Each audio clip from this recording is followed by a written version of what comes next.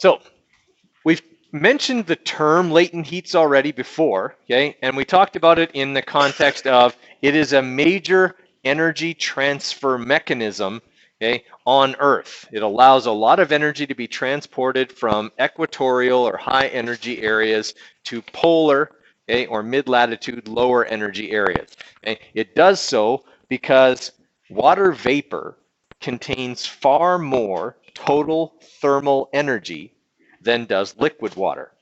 Okay? It's not that it has to be a whole lot hotter, it's just a different state. Okay? Being in a higher energy state means you have more total thermal energy. Okay? And being a gas is a higher thermal energy state than being a liquid. And being a liquid is a much higher thermal energy state than being a solid. All right? Everyone kind of follow me on that.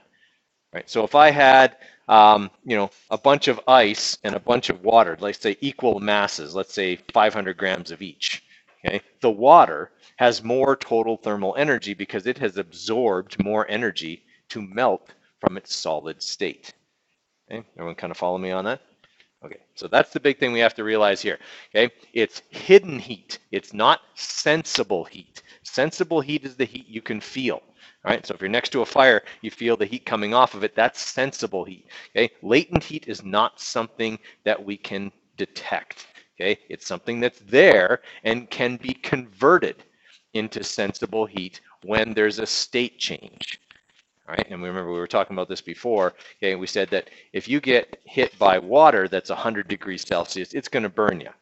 If you get hit by steam that's 100 degrees Celsius, it's going to burn you far worse. Okay, and the reason for that is it contains far more total thermal energy. It will change state from gas back to liquid when it hits your skin, and it will release all of the energy it had absorbed in order to change into a gas. Okay, that's the only way that you can make something change state, is to change its energy. Right now, we can see that when we talked about how a refrigerator works. Okay, and we talked about how a refrigerator works. We said the coolant goes through the refrigerator and it changes from a liquid to a gas. And then that gas gets pumped back down to the compressor. That's the thing you can hear running in your refrigerator. And the compressor puts it under pressure, okay, and turns it back into a liquid. All right, and then all the heat that it's absorbed is blown out from underneath the fridge by the fan. Okay, it releases all of that energy it absorbed from the food and blows it out into the room. Okay, basically all state changes involve this change in energy. Right, it's the same reason why if you get out of the shower, okay, and you're wet, you almost right away start to feel cold. Okay, it's not just because you got out of a warm shower into a colder room.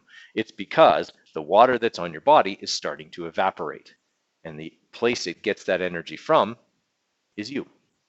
Okay, it's why we sweat. It's how sweat works. Okay, if I sweat, okay, and the sweat starts to evaporate, the energy it gets to evaporate comes from my body, and I feel cooler. Right? It's why if you just sit in one place and sweat, you don't feel cooler. Okay? But if you start moving around, you almost immediately feel better. It's almost counterintuitive. Okay? If I move around, that should make me hotter, but because I'm moving around, it actually increases the rate at which the sweat evaporates off my body. Okay? And so I get cooler faster. Okay? That all has to do with energy is involved in changing state. All right, so there's two kinds of latent heat. There's specific latent heat of fusion, and there's specific latent heat of vaporization. They have to do with different state changes. Okay, the specific latent heat of fusion has to do with freezing and melting.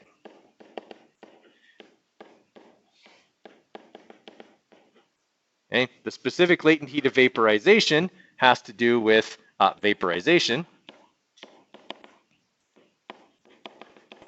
and condensation.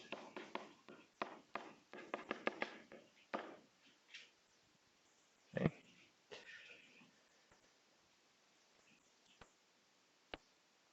All right, so the diagram that we have here is the heating curve of water. Right? What it is it's showing essentially how much energy is required to change the temperature of water. Okay, so if we start down here, okay, where the graph starts at the origin, okay, we're saying minus 25 degrees Celsius, and I start adding heat. So I have ice at minus 25 degrees Celsius. Let's just say I have a block of it. I put it in a pan and set it on the stove. Okay. As soon as I turn the stove on, what does the ice start to do? Not yet. It doesn't melt yet. Right? It what? Okay. It might slide a little bit, but I mean, the big thing here is that it's at minus 25. It isn't going to melt until it gets to 0. Okay, so the first thing that happens is that the ice starts to warm up. Okay, it has to warm up and get to its melting point, right? Then it will start to melt. But what we'll observe if we have, let's say, made this block of ice and frozen a thermometer in it, okay, is that the temperature of the ice will go up and then it'll get to 0. And even though I still have the oven or the stove on, the temperature stops changing.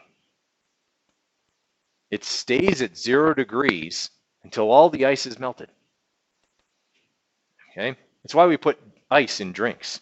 Okay, put ice in drinks to keep them at around 0 degrees Celsius for as long as possible. You ever notice that as long as the ice is in there, it's actually still pretty cold, but as soon as all the ice is melted, it starts to warm up rapidly.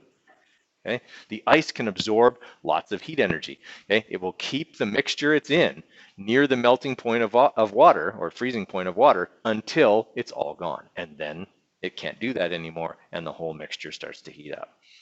Okay. All right, so if I start adding energy, okay, I'll get the ice to warm up, right? And I'll get to here. So the temperature is changing during this part of the graph. So I'm just going to move it over here. How would I figure out how much energy I add?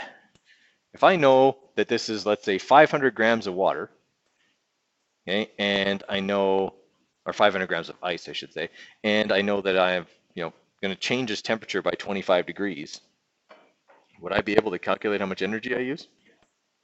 What formula would I use for that? Right, the one we just used in our quiz this morning. It's a specific heat capacity question. Okay, the formula we learned yesterday, E equals mc delta T, calculates the change in kinetic thermal energy. Okay, kinetic thermal energy has to do with how fast the particles are moving. Okay, that's what temperature measures. Okay, it's a measure of how fast the particles of a substance are moving. So during this part, because the temperature is changing, I'm changing its kinetic thermal energy. But then I keep adding heat and the temperature doesn't change anymore. Okay? Does that mean the energy of the ice isn't changing? No, in fact, it's changing by a great deal. It's just not changing the kinetic thermal energy. Now it's changing the, what's the other kind? Potential, yeah. Okay, that's what latent heat is. Latent heat is potential thermal energy, right? So the temperature doesn't change because in thermal energy, you can't change both kinds at the same time. In mechanical energy, you can. You can change kinetic and potential energy at the same time. But with thermal energy, you can't, because something can't change temperature while it's changing from one state to another, all right? If I'm thinking about the particles that make up a block of ice, what do they look like? Are they close together or far apart? They're close together, right? And actually, in ice, they're actually further apart than they are in liquid water because water's weird. But okay, they're locked in place because it's a crystalline structure. They can't move very much, right? As I add energy, they're supposed to do what? They're supposed to move faster, and that's what causes something to expand, is actually the movement of them. Okay, and then when they change state, they move from that rigid state to a more fluid state, solid to liquid. Now they can move around. So they can pass each other. That's why liquids can take the shape of their container, but solids can't. Okay, things like that. All right, so we're changing the potential thermal energy here. We're making the particles move farther apart during this part. We can't make them move faster. We can only make them move farther apart during this time. We can do one or the other. Okay, so I'm going to have a new formula that's going to calculate the amount of potential energy that is changed here. Okay, that formula is going to be E equals M times LF. LF stands for the latent heat of fusion. It's like the specific heat capacity, except it's for state changes, okay, instead of temperature changes.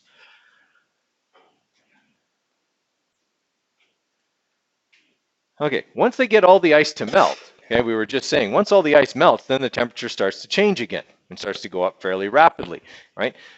So if I keep adding energy to now this 500 grams of liquid water, okay, then the temperature is going to go up. Everyone all right with that? What formula would I use to calculate the energy there?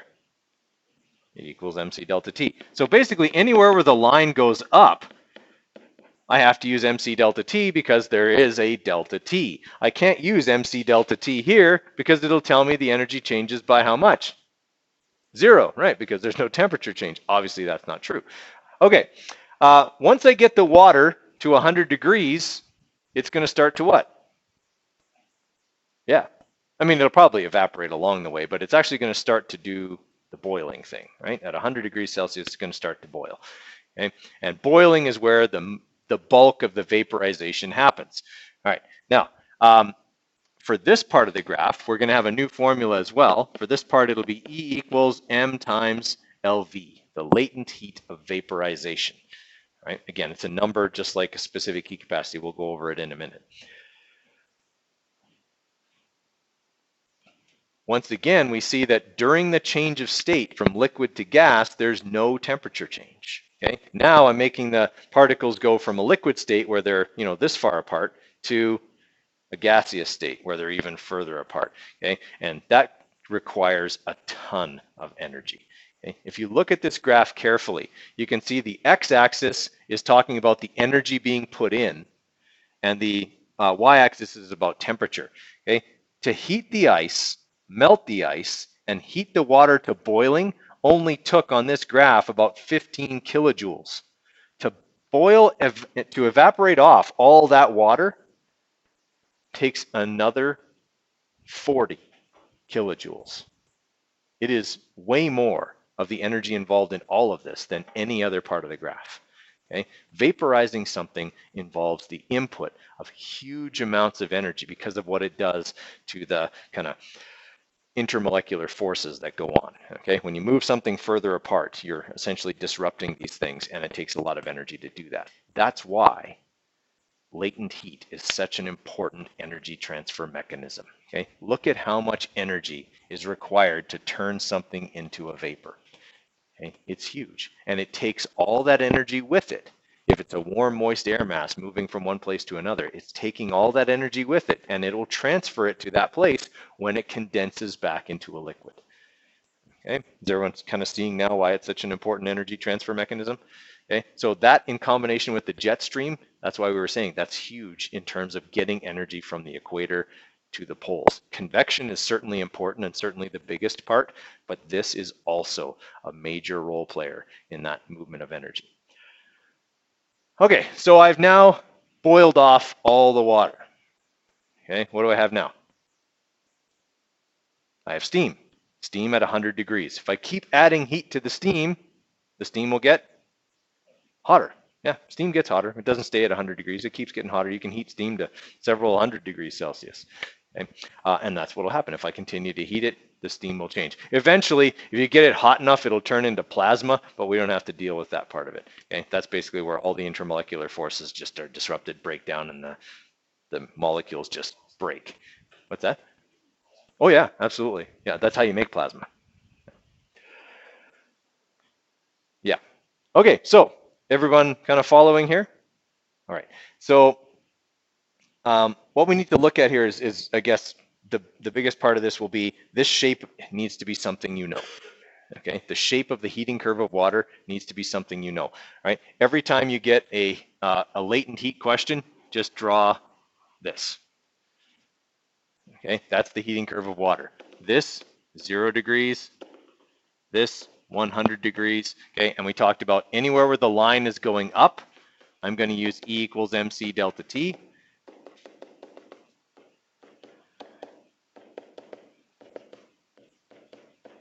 Okay, where the lines are flat,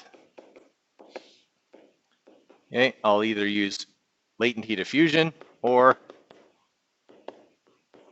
latent heat of vaporization. Okay, that's not something that's going to, those formulas will be obviously on your formula sheet, but the heating curve of water's shape will not. Okay, I expect that by now you know that water freezes at 0 and boils at 100. Okay, I just kind of take that for granted. All right, is that always true though? Nope. Okay, you can supercool water, okay, down well below 0 degrees Celsius and not have it freeze. Okay, it has to be free of impurities, right? But you can do it. You can supercool it. As soon as anything hits it, though, any impurity hits it, it will instantly freeze. Okay, I'll actually show you a video of this in a minute. But I had a prof in university who demoed this for us. He came in one morning with this bucket, big fancy steel bucket, and it was like steam or smoke was coming out of it. Okay, and he was carrying it in with these big, thick, insulated gloves. Okay, and he set it down on the table at the front and pulled the top off, and of course, all this impressive-looking gas comes out of it and whatever. Okay, he had basically this liquid nitrogen container, and inside the liquid nitrogen container, he had this perfectly pure water at minus like 25 or 30 degrees Celsius, but it was still a liquid. It hasn't frozen into ice yet. So he very carefully lifted this beaker of super cooled water out of the thing and set it very carefully down onto the table. Because if he shook it at all or he jarred it at all, it would have frozen instantly. Okay, even that slight motion would have caused enough of a disruption to what was going on that the crystallization process would occur. And then what he did is he took some salt between his fingers and he just went like this above the super cold water. As soon as the first grain of salt hit the water, it flash froze and shattered the glass. Okay, it just went and broke and just froze instantly. Okay, because he had this stuff super cooled so far that all it took was one seed crystal to make it freeze. Okay, so you can get water to go down below, but it has to be the right conditions. In the same way, you can get liquid water hotter than 100. Okay, if you put it in a pressure cooker. Anybody have a pressure cooker? Like an instant pot, right? Yeah. Okay, that's a pressure cooker. And it cooks things really well because it allows you to heat the water hotter than 100 degrees, which allows you to obviously then cook food more quickly. You can also have water boil at much lower temperatures. Okay, people that climb like Mount Everest, okay, when they're eating at like Camp 4, they have to eat the soup they make while it's boiling because it boils at like 65 degrees. Okay, so they like make ramen, the noodles, and they're just eating that right off of the burner because it's boiling at 65 degrees. Okay, it's because there's less atmospheric pressure up there, so water boils off more quickly. Okay, if you were to go to Mars, for example, water boils at like minus like 20. Okay.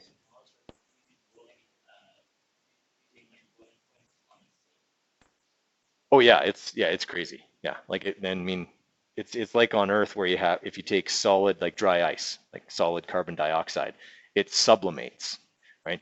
It just goes straight from solid to gas. Okay. Right. On Mars. Yeah, that's why we see the evidence of it gone almost right away anytime we see it, right? Okay, so I'm going to show you this quick video here of this super cold, well, it's not super cold, it's just cold, really cold liquid water. It's below 0 degrees Celsius and what happens to it when you have it. Has anyone ever done this? Like put a bottle of like water in the freezer and then you pulled it out and you're like, oh, sweet, it's so cold. And then like it froze while you picked it up. No, you have to try this. Okay, you have to try this. Get some pure water, like some RO water or something like that in a bottle. Put it in your freezer. Okay, gently. Put it in your freezer. Okay, leave it in there for a few hours. When you come back, it won't be frozen yet. Okay, take it out very carefully. Shake it. It'll freeze right away. It looks really cool. That's what I'm going to show you here. Okay, you can replicate this experiment at home and stuff. Okay, so first off, we're going to talk about the specific latent heat diffusion, or LF. Okay, that has to do with melting or freezing. It's the amount of heat required to melt 1 gram of a substance. We're only going to be dealing with water, okay, but so in our case, water, with no change in temperature. Okay, there's no temperature change during the melting process as it's potential thermal energy that's increasing, not kinetic. So the latent heat diffusion for water is 333 joules per gram. Okay, that's a lot, right? If you've ever made a snowball with your bare hands, right, you know how quickly your hands get cold when you do that. Okay, and that's because you're melting several grams of ice with your hands, and the heat to melt the ice is coming from your hands. 333 joules for every milliliter of water that drips off of that. Okay, every gram of ice that melts requires 333 joules of energy. Okay, that's why ice can keep stuff in a cooler cold for a long time, or keep a drink cold for a long time. It can absorb a lot of energy, right? You know, maybe if when you guys are older and you have kids, okay, you make them soup, it's always too hot. You always have to put an ice cube in it, okay? But you put an ice cube in it and you can cool it pretty quickly, because for every gram of ice that's in that ice cube, you're gonna the soup is gonna lose 333 joules worth of energy.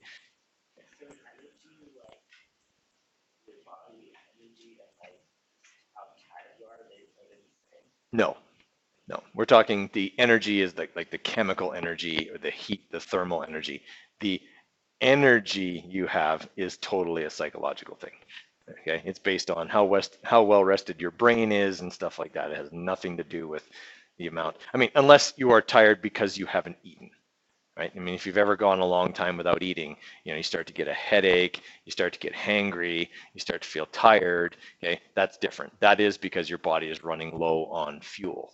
Okay, but if you're just tired and you've eaten, then it's just you're not well rested. It's not an energy. We use the term energy, but it isn't. It's fatigue. Okay, so what that means, guys, is that at 0 degrees Celsius, 333 joules of energy will be needed to melt 1 gram of ice, okay? And the other way, 1 gram of liquid water, when it freezes into ice, will give off 333 joules worth of energy, okay? This is why in the fall, when it starts to get cold, you can often see steam coming off of a lake, okay, or a pond. It's because the water is beginning the freezing process and it is losing energy to the surroundings. You can actually see that, okay, as, you know, kind of fog over the water, okay, because energy is being given off by the water as it freezes. Okay. All right, so the formula we use here is E equals M, the mass in grams, times the latent heat of fusion, 333 joules per gram. Okay, so we have grams times joules per gram. That will leave us with joules. Okay, the energy required to perform that state change for that mass of water. Okay, so if I had 3 grams of ice cubes in a food cooler, the amount of energy that they could absorb would be 999 joules, because E equals M times LF, 3 grams times 333 joules per gram, okay, gives me 999 joules, okay, worth of energy.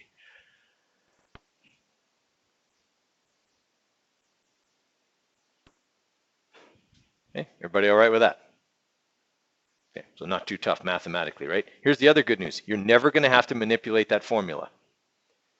Okay, you will only ever use it on a heating curve of water problem where you'll be solving for energy. Okay, so you'll never have to manipulate it for anything. Not that it would be hard to manipulate, but you'll never have to manipulate it. Okay, and then we got boiling and condensing, or vaporization and condensation, okay, changing from liquid to gas or gas back to liquid, okay, that's LV for the latent heat of vaporization, right? Latent heat of vaporization for water, 2,260 joules per gram. So 1 milliliter of sweat evaporates from your body. It requires 2,260 joules of energy to do it, okay? Can sweat cool you pretty effectively? It can. All right. It's the only drawback to sweating, obviously, is that you lose your body's water and you can become dehydrated. Okay? It isn't something you'd want to use if you lived in the desert where there's not a lot of water supply. Okay, which is why most desert animals don't sweat. Okay, like reptiles and snakes. Okay, they don't sweat. Your dog, when they get hot, what do? Yeah, they pant. Okay, because dogs don't sweat. Right? They pant instead. And when they're panting, what they're doing is they're causing an evaporation process to occur, but it's off the back of their throat, which runs right next to their carotid artery. Okay, the big artery that supplies your brain with blood. So they're cooling the blood as it goes through that really big artery and comes to their brain. So that's how they cool themselves. Right? For reptiles and things like that that don't control their body temperature just goes up. They stay in the shade. Okay? There's really not much they can do about it. All right, so 2,260 joules per gram. That's why if you get hit with a bunch of steam, okay, you can be looking at a pretty serious burn. For every gram of steam that hits you, it's going to release 2,260 joules worth of energy, plus the fact that it's at 100 degrees or more, okay, all combines to equal out to a pretty bad burn. Now, if we were talking about how this works with sweat, if you sweat a lot or you just perspire, okay, is there like a big difference in your ability to cool yourself? Like if you sweat a lot, is that better than just perspiring? Nope, it isn't. Okay. If you sweat a lot or you perspire, the same amount of water is going to evaporate off of your body. Okay. Some people perspire, they sweat very little, and other people drip. Okay, they just do. It's just the nature of things.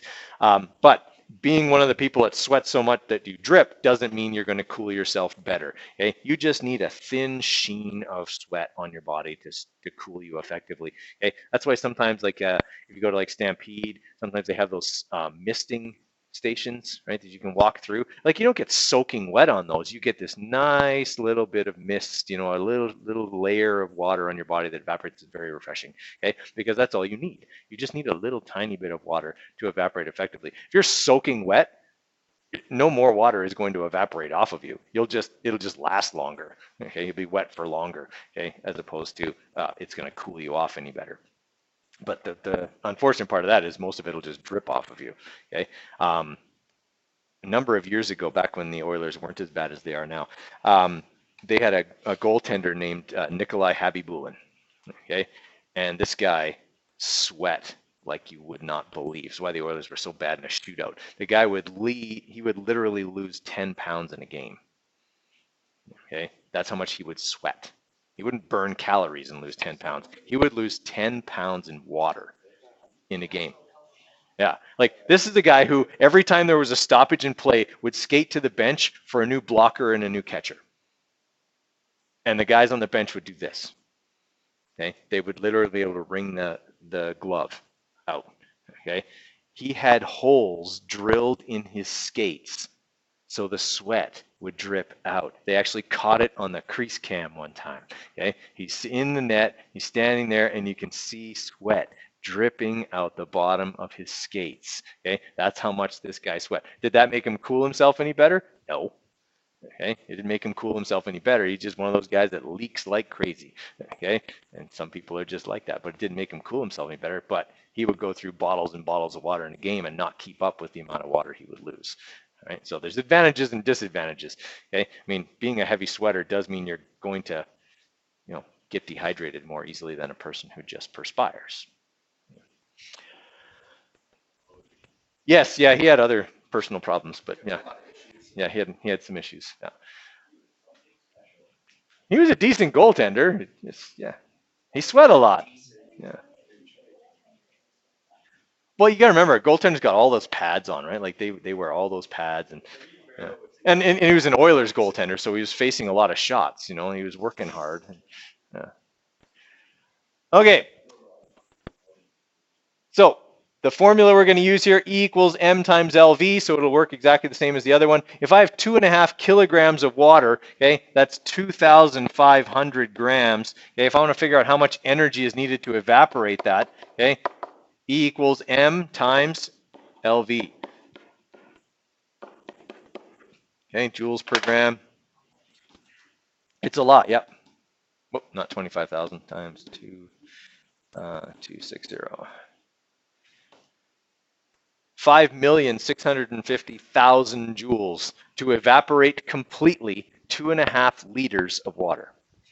All right, so if you filled a pan like with 2.5 liters of water, you would use well way more than that because your stove's not that efficient. Okay, but just to evaporate the water would require 5,650,000 joules worth of water. So it's a lot. Okay, there's a lot of energy needed to change the state of something, okay, from liquid to gas, especially when it's water. Okay, that's why it's such an important energy transfer mechanism. That's just for 2.5 liters. Imagine how much energy is carried by a warm, moist air mass that could carry millions of liters of water. Okay, we're talking about a lot of energy. Okay, so here's what we need to look at. This is the type of question you might encounter, problem-solving question, to do with the heating curve of water. So I want you guys to copy this one down, and we're going to walk through how you solve it.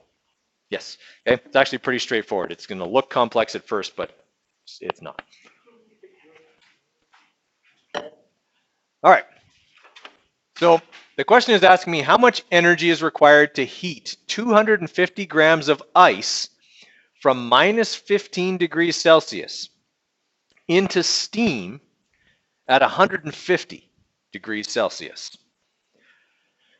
Okay, so obviously there are state changes involved here. I'm going to go from solid to liquid and then from liquid to gas. All right, so it's not just a E equals mc delta T one step kind of question.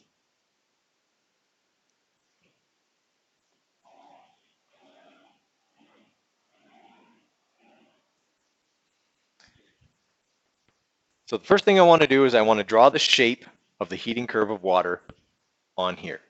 Okay, and then I want to mark on that graph where I start and where I end.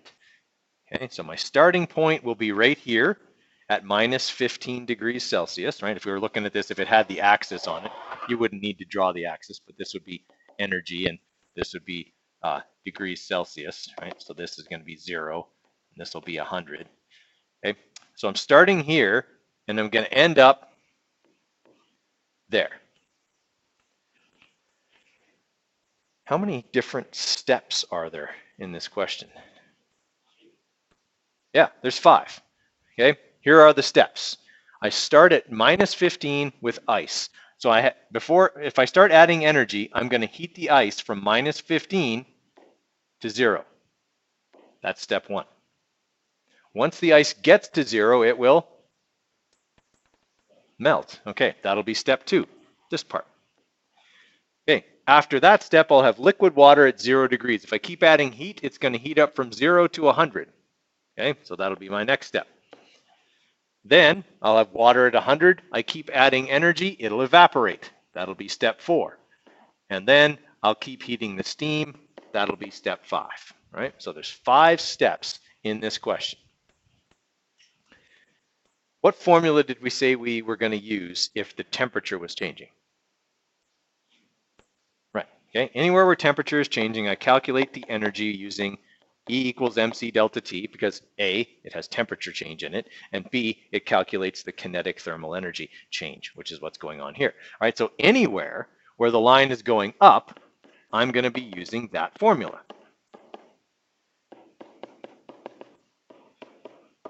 What do I have to be mindful of? 2 things, actually. The 2 things I have to be mindful of are water's weird. Ice, liquid water, and steam all have different specific heat capacities. It's the only substance for which that's true, okay? But they all have different specific heat capacities. So I need to make sure I use the specific heat for ice down here, the specific heat for water here, and the specific heat for steam up here. Yes. The other thing I have to be mindful of is the temperature change. Do I want to use the whole temperature change or just the temperature change for each section? Each section, right, okay? In this part, I'm only changing the temperature of ice. It's not going to be ice to 150 degrees, right? So in this part, the temperature change is only going to be 15 degrees. Here it will be 100. Here it will be 50, okay? I have to remember that. Those are the 2 most common mistakes I see made on these kinds of problems, okay? Is people using the total temperature change for every part, okay, and using just one specific heat capacity. So okay, we want to make sure we avoid those mistakes. All right, what formula am I going to use here where I'm melting the ice? E equals MLF. Okay, and up here where I'm evaporating the water, E equals MLV. Okay, so now I know what formulas I'm using. Now it's just a matter of plugging in some numbers. Okay, so what I would do next is I would write down on here, right down below, okay, step 1, step 2, step 3, 4, and 5. Okay, do my calculations for each one. All right, step one, we said we're using E equals MC delta T. All right, so for this, that's going to mean 250 grams times the specific heat capacity of ice, which is 2.116 joules per gram degree Celsius, and I'm going from minus 15 to 0, so that's 15 degrees. All right.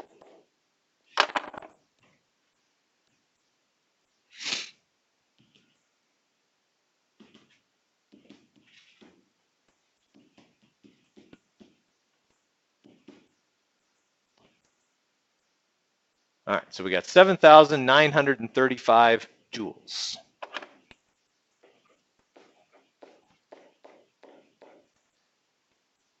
Okay, so that's how much energy is going to be required to get the ice to 0. Hasn't started to melt yet. That's how much I need to get it to 0. All right, once it gets to 0, then I'm going to melt it. And I can calculate the energy required to do that using E equals MLF. Does M change? No. If I start out with 250 grams of ice, I have 250 grams of matter. That's it. I'm not going to have more or less because it changes to water or steam. Okay, so 250 times LF, which is 333 joules per gram.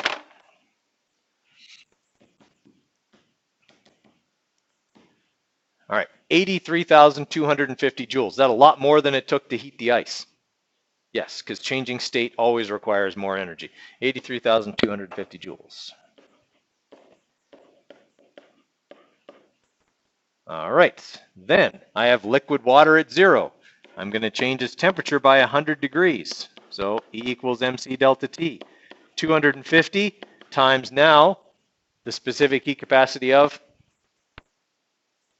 water, liquid water, which is 4.2. Okay. Times the temperature change. It's going from 0 to 100, so 100 degrees. Okay. That's a pretty big temperature change. It's a lot of kinetic thermal energy being changed here. All right, so 105,000 joules.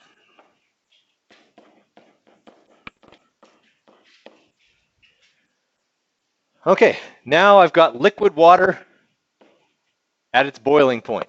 Keep adding heat, it's going to evaporate. That'll be E equals M times LV. Okay, so that'll be 250 grams times 2,260 joules.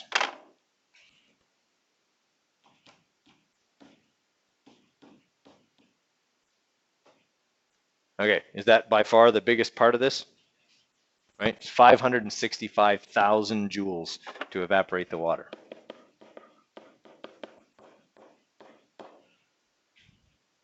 Okay, and then lastly, I've got steam now at 100 degrees. I've got to heat it to 150. So that'll be E equals MC delta T. Okay, that'll be 250 times the specific heat capacity of steam, which is 2.2, times 50 degrees Celsius.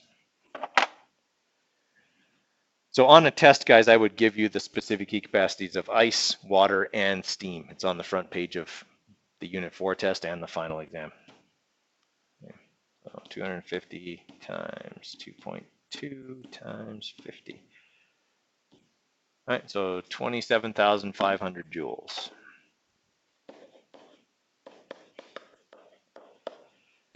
Okay, I figured out the energy required for each step. What do I do with them? Add them all up. That'll give me the total energy. All right, so plus 565,000 plus 105,000 plus 83,250 plus 7,935. All right, so to pull all this off, it's going to require 788,685 joules.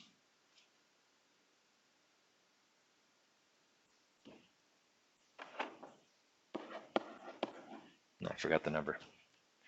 685. Okay. It is. It's a lot of energy. Okay. Now, it's a lot of steps too, right? on a test, I would not likely give you a 5-step problem because it just takes too long. Okay, but you could probably expect a 3-step one because that would involve at least one state change on that curve. Okay, so does everyone follow how we do those questions? Okay, they all work the same. Mark your starting point, mark your ending point, count your steps, calculate your steps, add them together. They're all the same. Okay, there's no difference to any of them. Okay, I want you guys to work on these questions here. See if you can come up with some answers, and then we'll discuss. Okay, these ones here. So let's say do 1 through 4 right now. Okay, give me a couple of sentences worth of explanation for each one, and then we'll talk them through, and then there'll be some calculation problems that we'll do after that. Okay, hopefully we'll get to them today. But okay, let's look at 1 through 4 right now. Okay, let's have a look at these ones here. So for question number 1, right? Putting ice cubes in water, okay, or any drink keeps your drink cold, or makes it cold if it wasn't cold to begin with, right? And that's because what are the ice cubes doing? They're absorbing the thermal kinetic energy or the sensible heat from your drink and using it to change their state. Okay, now, of course, the one drawback of putting ice cubes in a drink other than water is that they will add water to the drink eventually, okay, and possibly dilute it. So if you had a nice cold glass of pop or something like that, okay, it's going to be a little flatter and a little more diluted by the time they melt, okay, if you don't drink it fast enough. But they, on the other hand, do keep it cold because they have this incredible ability to absorb thermal energy. Okay, our bodies naturally sweat. Why does this cool us? We talked about this as well. Okay, the reason it cools us is because it takes energy from our bodies in order to evaporate the water. Okay, 2,260 joules for every gram. Okay, that's a lot, so it's very effective at keeping us cool. Okay, gardeners will often spray their crops before a frost. This prevents the products from freezing. It's especially true in orchards, okay, where they've got like grapes or like vineyards, grapes or apples, even tomatoes, okay, things like that. They'll spray the crop to put a thin layer of water on the fruit, okay, and on the leaves of the plant. Why does that protect them if the temperature drops below 0?